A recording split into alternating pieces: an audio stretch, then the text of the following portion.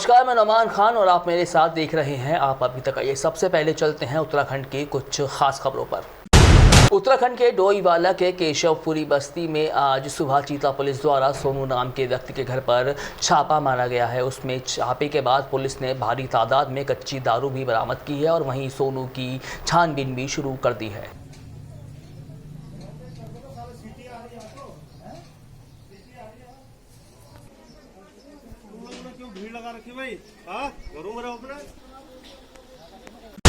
पांवटा साहिब के कुंजा मतरालियों में एक 21 वर्षीय 8 महीना गर्भ की कोरोना संक्रमण के चलते दर्दनाक मौत हो गई है।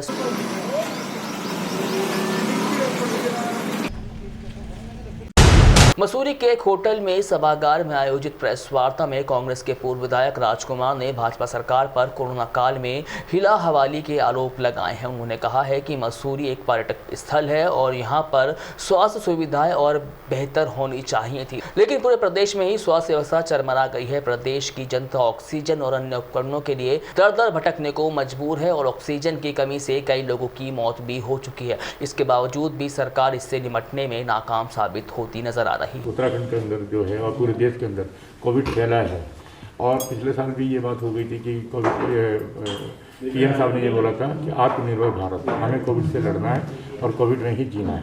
क्या कहना चाहिए? देखिए, प्रथम चरण में जब कोविड आया हम सभी लड़े उससे और माननीय प्रधानमंत्री जी ने, माननीय मुख्यमंत्री जी ने कहा कि ये कोविड ख़त्म हो गया है, तालियां बजाओ, मोमबत्तियां जलाओ, कोविड ख़त्म है। लोग लड़े और इससे फतेह पाई, लेकिन सरकार सोती रही। पिछले 1-1.25 साल से उसने ये नहीं देखा कि दूसरा चरण भी आएगा और पूरे वर्ल्ड में दूसरा चरण चल रहा था, लेकिन हम लोग सोते रहे। हम पे फंड्स की कमी नहीं थी, हम पे कोई जगहों की कमी नहीं थी, हमें हॉस्पिटल्स की कमी नहीं थी, लेकिन हॉस्पिटल को सुचारू करने के लिए, वहाँ स्टाफ रखने के लिए, वहाँ दवाई रखने के लिए, वहाँ वेंटिलेटर लगाने के लिए, वहाँ आईसीयू की व्यवस्था करने। मेरे को 1 तारीख को मेरा थोड़ा खुद का स्वास्थ्य खराब हो गया था। मैं इनफैक्ट या कल ही आप लोगों की प्रार्थनाओं से, अपने साथी, अपनी मसूरी की सम्मानित जनता की प्रार्थनाओं से स्वस्थ होकर बाहर आया हूँ। या 30 तारीख को मैं सिविल हॉस्पिटल स्वयं गया था और मैंने वहाँ पर जाके स्थिति देखी थी। वहाँ पर ना डॉक्टर्स थे और वहाँ पर तो एक डॉक्टर ने ये बोला कि प्लीज़ मेरा नाम आप कोट मत करना। वहाँ जो डॉक्टर्स थे उनके खाने तक की व्यवस्था नहीं थी, उन्हें खाना तक भी टाइमली नहीं पहुँचाया जा रहा था। पीपी किट की वहाँ पर एक कमी थी।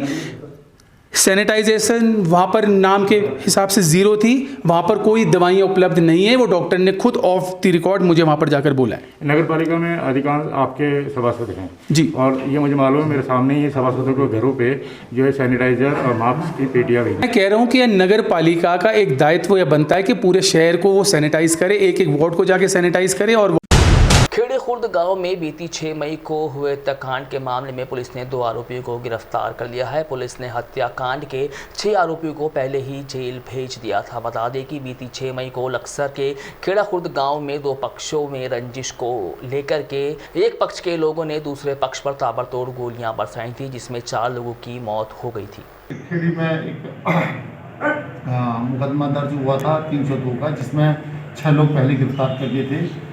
इसी क्रम में आज इकरार सुनौक इंतजार और इंतजार सुनौक मंशब अली को आज गिरफ्तार किया गया है, जिसमें इकरार से एक का मंशब हुआ है।